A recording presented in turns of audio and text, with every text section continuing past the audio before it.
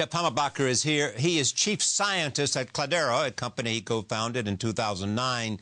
It helps organizations make sense of enormous troves of data known as big data. One of those organizations is Mount Sinai School of Medicine here in New York. He has been working with doctors there to analyze data related to genetics and organ health. Not everybody's a fan of big data. Nassim Taleb has said big data may mean more information, but it also means more false information. I am pleased to have Jeff Hammerbacher here at this table for the first time. Welcome. Thank you, Charlie. Yours is an interesting life, so let's just talk a little bit about that first. Or we at least think so. Yeah, I appreciate that. Born in Indiana? Born in Michigan, moved to Indiana when I was 5. Yeah. Were you, because of what extraordinary success you've had in the tech world, were one of those people who were drawn to mathematics, to code, to doing things in the computer science world? Sure, yeah. When I was in second grade even, I was pulled out of the regular math courses and placed in an accelerated math program in my elementary school, and by 5th grade they had brought in a professor from the local university to work with me on some higher level math. So it was always something that other people had recognized in me, and it was always something that I really enjoyed doing. And with computer science, my parents, I think, had the foresight to put me into a summer school for coding when I was just 8 years old. So I was kind of a rambunctious youngster, and I think it was partially to equip me with some skills, but partially to get me out of the house and out of their hair for a bit. But you were drawn to it.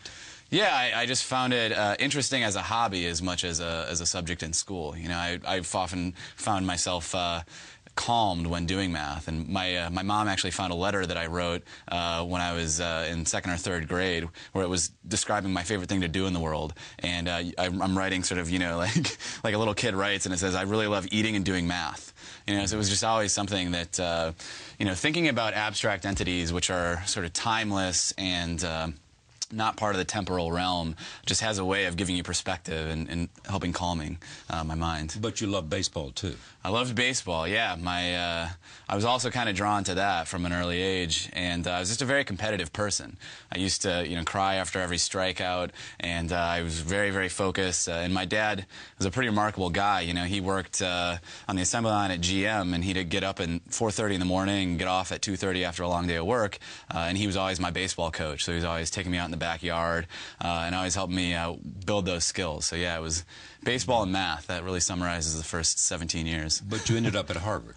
I did end up at Harvard. It's a little bit of a funny story. In fact, I was being recruited at University of Michigan for baseball, and the assistant coach there had actually taken a job at Harvard the next year. So he had seen my academic profile, and it just so happened that the person who hosted me on my visit to Michigan, the player, had also been recruited heavily by Harvard. So both the player that hosted me and the assistant coach, who was headed to Harvard the next year, basically said, "You should apply to Harvard." But did you go to Harvard because you wanted to play baseball? Because you a little bit, yeah. They actually, so in college baseball, it's actually more important where you play in the summer than it is where you play during the college school year. So there's a summer league called the Cape Cod League, and the head coach at Harvard at the time was a pitching coach for a Cape Cod League team, and so there was a fast path between the Harvard University baseball team and the Cape Cod League. So actually, I thought it was going to be a good chance to make it, kind of sneak in the back door into the Cape Cod League and potentially show my stuff and maybe make it into the majors someday. You know, was Mark Zuckerberg there at the time? Mark was there. In fact, we were in a 5- or 6-person seminar together his sophomore year when he was making the Facebook. So I got to know him a little bit then. Yeah, but you didn't stay, and you didn't go to work for Facebook. I did not. I dropped out of college briefly, made it back a year later, unlike Mark, I suppose, and ended up graduating in 2005. Yeah. And for my first year, I actually came down here to New York and worked on Wall Street at Bear Stearns. And it was only in 2006 that I saw a couple friends from school that I respected a great deal make their way to Facebook, and that kind of piqued my curiosity. So you were one of the top 100 people, one of the early 100 that went to work there. Yeah, sure. It's hard to know exactly. We had a pretty large customer service group at the time. So it was, you know, first 50 to 80, I think, was around the number of employees. Why did you leave? You know, there's a lot of things that made it time for me to leave. I'd say number one, the boss that really kept me there and that really inspired me, a guy named Adam D'Angelo, had chosen to leave a few months prior, and I don't like having a boss, and he was a really good hands-off boss. So I really enjoyed working with Adam. I also felt that you know, we had built a lot of new technologies, and the time was coming where we needed to spend less time building new things and more time making the things we had built work well. And I was more interested in kind of building new things. And ultimately, I think that I wasn't interested in the product myself. I think it's an amazing product. There's amazing people there. And I had hired people with experience in quantitative social science that I thought were much more motivated by the problem domain than I was. And I needed to just kind of clear way for those people who were going to do a better job analyzing that data than I could. Your quote, the best minds of my generation are thinking how they can make people click ads. That sucks. Yeah, that's going on my tombstone, I think. Yeah. Ashley Vance, who wrote in Bloomberg Business Week about you, said, you might say Hammerbacher is a conscientious objector to the advanced business, marketing-driven culture that now permeates tech, and that's why he quit what he was doing. I wouldn't say that I quit because I was a conscientious objector to the business model. I mean, I knew what I was getting into when I joined Facebook. I understood what the business model would be. I think it was just more about finding more interest in the challenge of building scalable infrastructure for data storage and analysis than being interested in using that infrastructure to do data analysis for the data collected by Facebook. It's a fascinating data set, and for people who work in quantitative social science, I think it's the most interesting place in the world to work. Unfortunately, that just wasn't the reason I was drawn to Facebook. So I think it was much more about the problems that I wanted to be working on and much less about objecting to what Facebook was working on. And what kind of company did you want to build?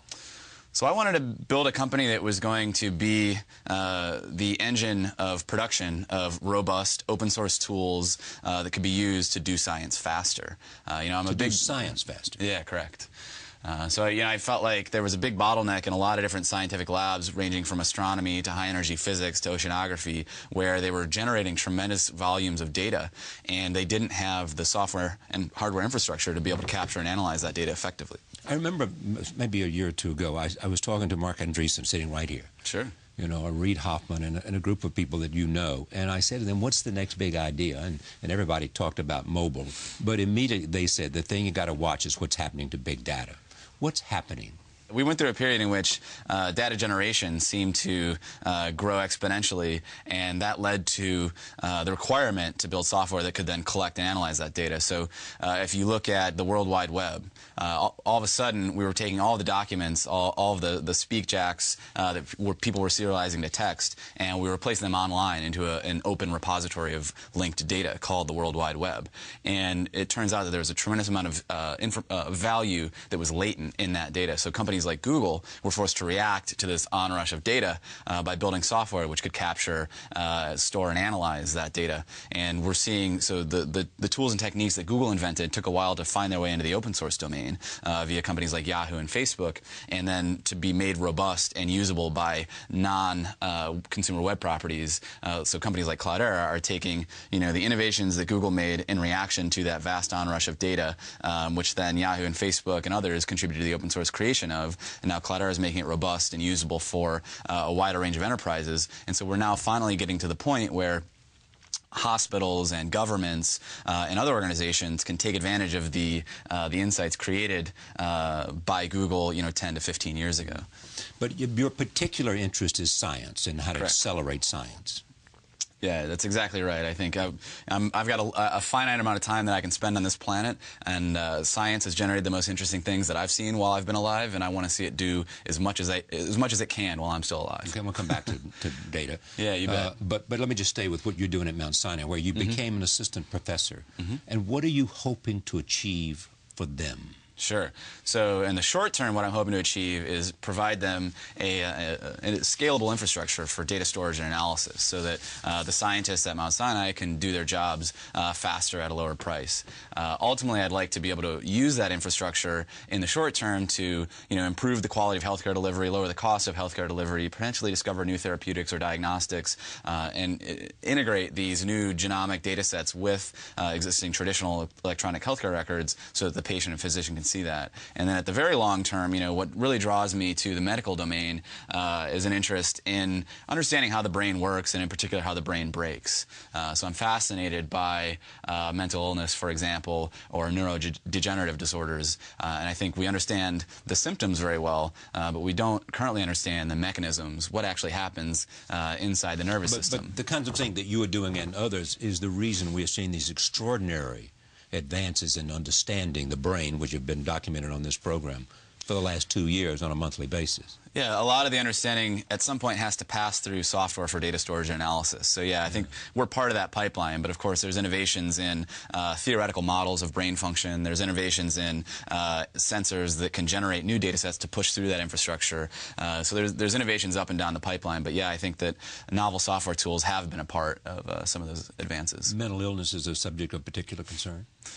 Yeah, as we've spoken previously about, I myself have had people very close to me who struggle with the disease, and I myself have been diagnosed as bipolar 2, as well as having general anxiety disorder. So my interest in understanding the brain predates my own diagnoses, but having gone through that process and having spent a lot of time with psychiatrists for several years, as a curious person, you're led to attempt to understand the state of the art. And you can recognize when reading the literature that there's uncertainty even in the name of mental illnesses. So regardless of the mechanism of the mental illness, even carving the world into a set of diseases is not yet certain. So in fact, we're in a fairly auspicious year in that the DSM, which is sort of the core document which allows us to classify mental disorders, is undergoing a major revision for the first time in many, many years. So psychiatrists around the world are revisiting this question of, what is a mental disorder and what are the categories of mental illness. And they're finding extraordinary things in terms of where there might be some genetic linkage between different kinds of issues that come from the structure of the brain. Yeah, precisely. And that linkage you refer to, some of the groundbreaking analyses were performed by folks that are now at Mount Sinai. So there's a woman named Pamela Sklar, who's also in the Department of Genetics, who did some great work in her time, I believe, at Princeton, in discovering some links between schizophrenia and bipolar at a genetic level. And it really feels like there might be some core functional defects which are manifested in different ways. You had a friend who committed suicide. That's right, yeah. A very close friend of mine in college, a guy named Steve Snyder. Very similar people. We both grew up, he grew up in Ohio, I grew up in Indiana. We were both pitchers on the baseball team, and we both studied math at Harvard. So he was someone that I grew very close with in college, and sort of observed the degradation in his mental state, and unfortunately it ended with him taking his own life about 7 years ago now. And so, yeah, it was a very difficult process to observe, and it certainly built some deep-seated motivation in me to understand what was happening. If you were doing all this over, would you go in a different direction? I mean, would you have gone into some aspect of life sciences directly rather than coming the way that you did through mathematics and computer science and writing code? I don't think so. I feel like I studied some life sciences while in college, so I spent some time in courses on neuroscience and on computational neuroscience, and it seemed clear to me that many of the innovations were going to be happening in the development of novel sensors to generate more data about the brain, and in novel software tools and statistical techniques. Time magazine had a big thing recently on big ideas, and they talked about sensors, health sensors. Sure. Give us an insight into that application of both technology and our understanding of the way the human body functions. Sure. So if for example, I'll give an experience from my past. So I had an issue in which I discovered this lump in my chest, and I was like, well, that's strange. Actually, my wife saw it first, and so I went into the doctor's office, and the doctor, he kind of put his hands on my chest and felt around. He's like, I think you have this. He's like, but I want you to see this other guy to be sure. And I went into that doctor, and he kind of put his hands on my chest, and he said, I think you have this. And I thought to myself, don't you guys want to use any sort of measurement device to, see within my body or somehow quantify what's happening within my body? And if I contrast that with diagnosing an issue in a service that we might have deployed to power Facebook.com, for example, the amount of insight that we have into a server that's running inside of Facebook's data center is significantly greater than the amount of insight that we have into our own bodies. I mean, the amount of data that we're capturing about ourselves is tiny today. And I think, I often say that data is the intermediate representation of science. So I wonder, how are we ever going to do the science to understand how our body functions if we don't have more ubiquitous, low-cost measurement? And there's a guy at San Diego, a guy named Larry Smarr, who's a fascinating fellow who took a similar path. I think he's actually worked on the infrastructure, more on the networking side than on the data storage side, but he's worked on the infrastructure for scalable scientific data analyses. And he's written some papers on the quantifications that he's performed on himself and the insights that he's been able to make. And there's another famous example from Stanford, a gentleman named Mike Snyder, where they actually combined sequencing of his genome with longitudinal measurements in a deep way about what's happening in his bloodstream and et cetera. And they were able to actually observe the onset of certain disorders during that experience. So I think that we're going to enter a period in medicine in which it's going to be much more routine to have continuous low-cost measurements happening, and that will be. You say enter a period. Are we there now? We're on the precipice. We have guys like Larry Smarr who are already performing these analyses on themselves, but it's not really being driven by the physician. It's being driven by curious patients. So I think what we're really waiting for is that big win.